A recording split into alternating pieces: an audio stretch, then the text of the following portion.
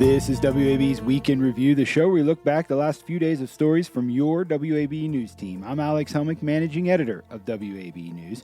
A little later on the show, we go inside the Stewart Immigration Detention Facility in Lumpkin in our series called Detained in Georgia. But first up, the election interference case in Georgia against President Trump and several others will move forward after a new prosecutor was appointed before Friday's deadline.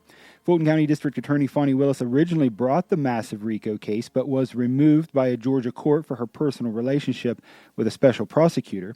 The Prosecuting Attorney's Council of Georgia Executive Director Pete Skandalakis was ordered to appoint a new prosecutor, but said each one he approached respectfully declined. Skandalakis said that dismissal at this point was not the right course of action and has named himself to lead the case and perform what he called a comprehensive review to determine how to proceed. In a statement, the president's lead defense counsel, Steve Sadow, calls the case a politically charged prosecution and says that a review of the facts will lead to dismissal. Well, Microsoft is boasting a new data center in the Atlanta area that it claims will accelerate artificial intelligence. As WAB's Molly Samuel reported, the announcement comes as financial doubts and environmental concerns about AI infrastructure continue to mount. Microsoft's new Fairwater AI data center in Metro Atlanta is connected to another similar facility in Wisconsin. The company says they can work together and with other future data centers, acting as what Microsoft calls an AI superfactory. It's one of a handful of recent announcements highlighting the tech industry's push to build better infrastructure for AI, even as some critics say it could be a bubble. The data center business is growing faster in Georgia than just about anywhere else in the country. That's prompted concerns about energy and water use and pushback from some communities that don't want the warehouses built nearby. Molly Samuel, WABE News. Some South Korean workers have returned to the Hyundai Meta plant near Savannah 2 months after federal officers detained more than 300 workers in an immigration raid there. The September arrest halted the construction of a plant to produce batteries for electric vehicles. Now, hundreds of those workers tell ABC News they are preparing to sue Immigration and Customs Enforcement and allege ICE conducted unlawful arrests, racially profiled them, and violated their human rights. Well, environmental groups are calling on the Georgia Public Service Commission to put off a decision on expanding power plants until newly elected commissioners take office. WAB's Emily Jones reported the story. The commission is due to vote next month on a $15 billion request by Georgia Power to build new gas turbines and storage batteries to meet rising demand, mostly from data centers. But 2 of the 5 commissioners lost their elections earlier this month. Democrats Peter Hubbard and Alicia Johnson unseated Republican incumbents Fitz Johnson and Tim Echols. The Sierra Club and the Southern Alliance for Clean Energy argue that in light of the election results, the commission should wait to vote until the new commissioners take office. In a statement, the Sierra Club's Georgia director said voters, quote, overwhelmingly rejected the current PSC's approach to oversight of Georgia Power. The commission declined to comment on the motion filed by the 2 groups. Emily Jones, WABE News. Georgia officials are preparing for the winter and how to prepare the public for potential winter storms.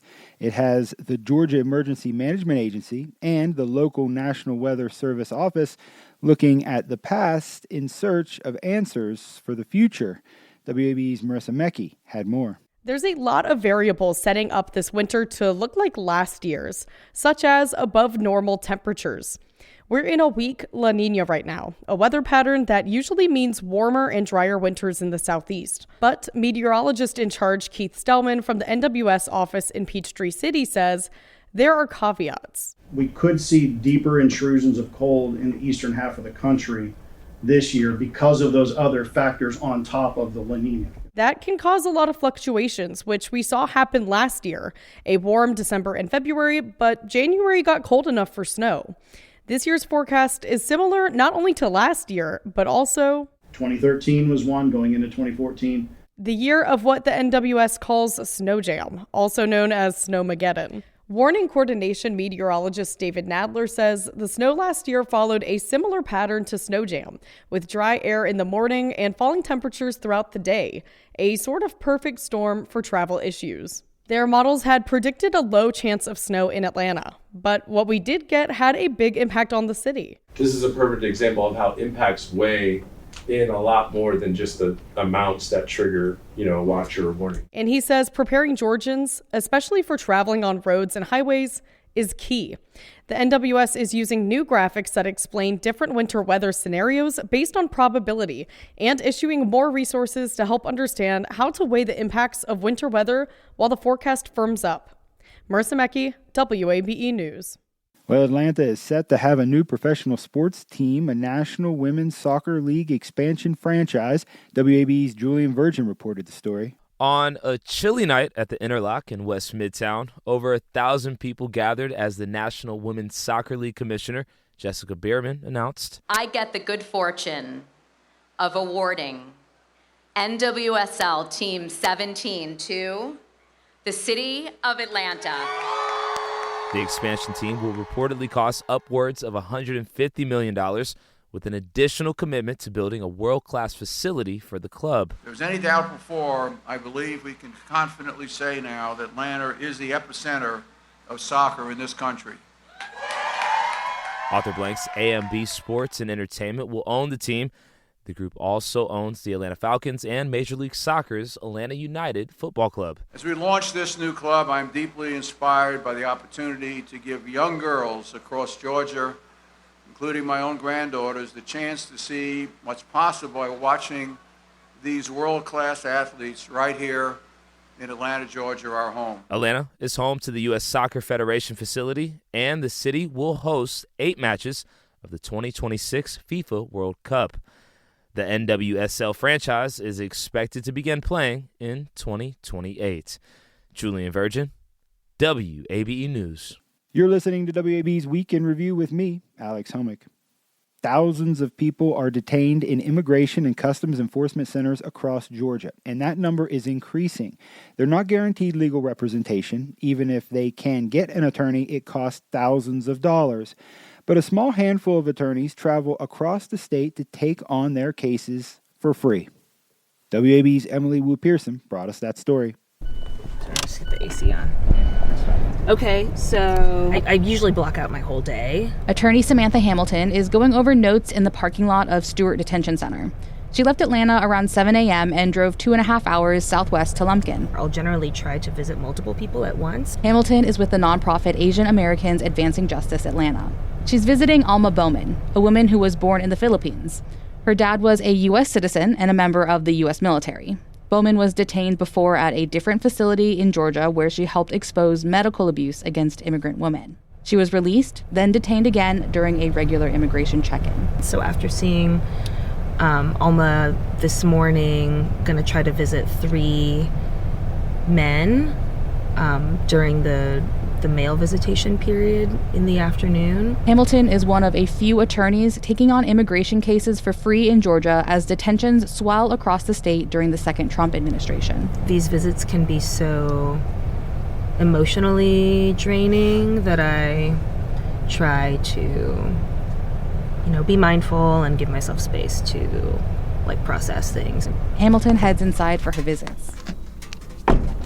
Immigration is a civil court issue. It's not like criminal court where people are provided a free attorney when they can't afford one. The government's always represented, right? They're going to have an attorney on their side being able to make really complicated arguments. Matt Bowles is an immigration attorney with Manji Law Firm in Columbus, Georgia. Let's say I came from a different country and I didn't speak English or not well. I'm like, you might as well tell me to go to the moon, right? Studies from the nonprofit American Immigration Council show when detained immigrants have attorneys in court, they're twice as likely as unrepresented immigrants to obtain immigration relief. Bowles used to live in Lumpkin and provide free legal representation to people at Stewart Detention Center through the Southern Poverty Law Center's Southeast Immigrant Freedom Initiative. He says having a team of immigration attorneys living in Lumpkin meant more people had faster access to representation. Before I could be like, hey, there's this nonprofit looking into these conditions issues or looking into access issues. That is something we can look at. But the initiative closed last year, leaving a hole. The SPLC said it felt the scope of CFE was too narrow. That left fewer free attorneys farther away as the Trump administration detains more immigrants in Georgia.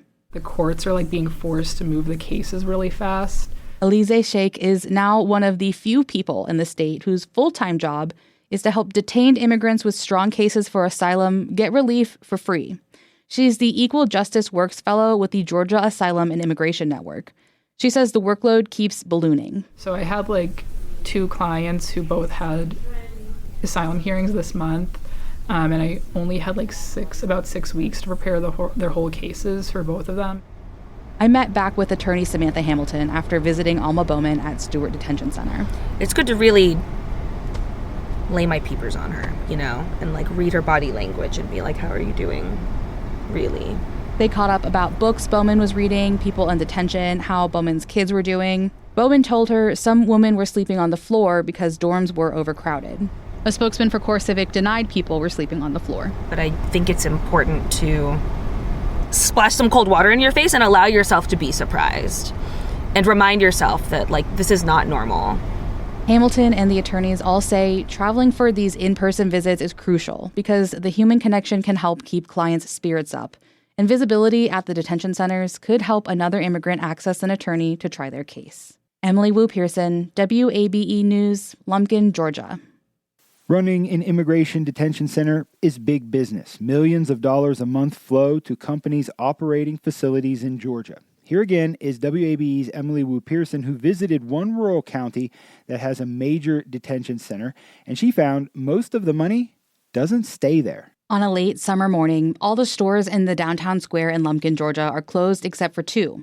The combination liquor/corner store and a museum. Now, 35 years ago when my husband brought me here, every store on this square had a business in it. Every one was open. Alice Hamilton sits in a wooden rocking chair in the historic Beddingfield Inn. It was a stagecoach inn built around 1836 and is a museum today. Hamilton works there. In the 1850s, Stewart County was one of Georgia's most populous counties. The economy ballooned after white settlers drove out Native Americans and brought slaves to grow cotton. But when the railroad was built, it bypassed the county and people left to follow jobs. Now, Stewart County is one of the poorest counties in the country, according to census data. That's hurt to see the businesses fall away. Mac Moy is the county manager and a fifth-generation resident. Stewart County's history is mixed together with the really bad decisions that we've made over the years with slavery and Indian removal, and now the history of American immigration. Private prison company CoreCivic runs Stewart Detention Center, an immigration and customs enforcement facility just outside of Lumpkin.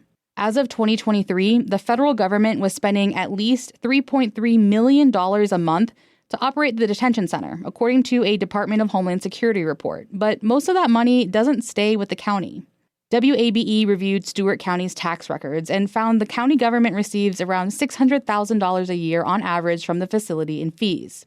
The rest goes to CoreCivic. But County Manager Moy says that's not nothing. The way the commission views it is that we have 2 ambulances at any given moment in the day, whereas these other counties around here just have 1 running. And the detention center has made a difference in high school graduation rates.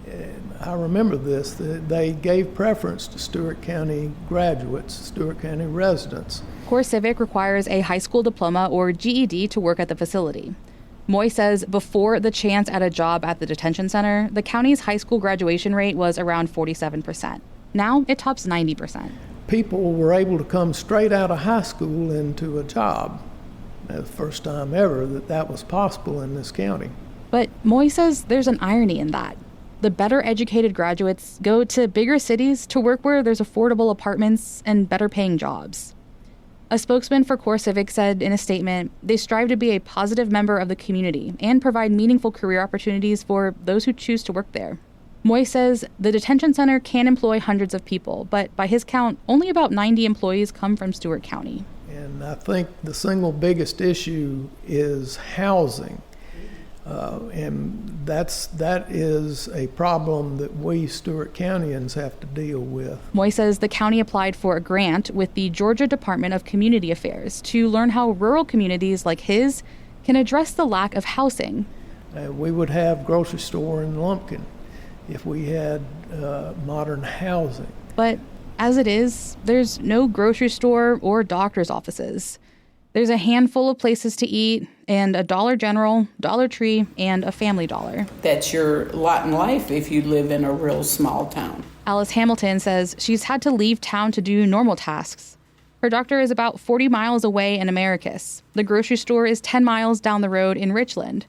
She gets her hair done about 30 miles away in Plains. That's where the vet and groomer is, too. Well, I think mostly everybody who works here go away from here because there really isn't anything here. Mm-hmm. There's nothing here. After nearly 20 years in the area, Stewart Detention Center is not able to single-handedly revive this community. But County Manager Moy says he hopes the county can attract affordable housing and the people with it who will rejuvenate the area. Emily Wu Pearson, WABE News, Lumpkin, Georgia. For more from our Detained in Georgia series, go to wabe.org/detention. And that's all for the show today. I'm Alex Helmick. My thanks to the WABE News team for all the great work, and a big special shout out to all of you for supporting WABE and for listening to the Week in Review.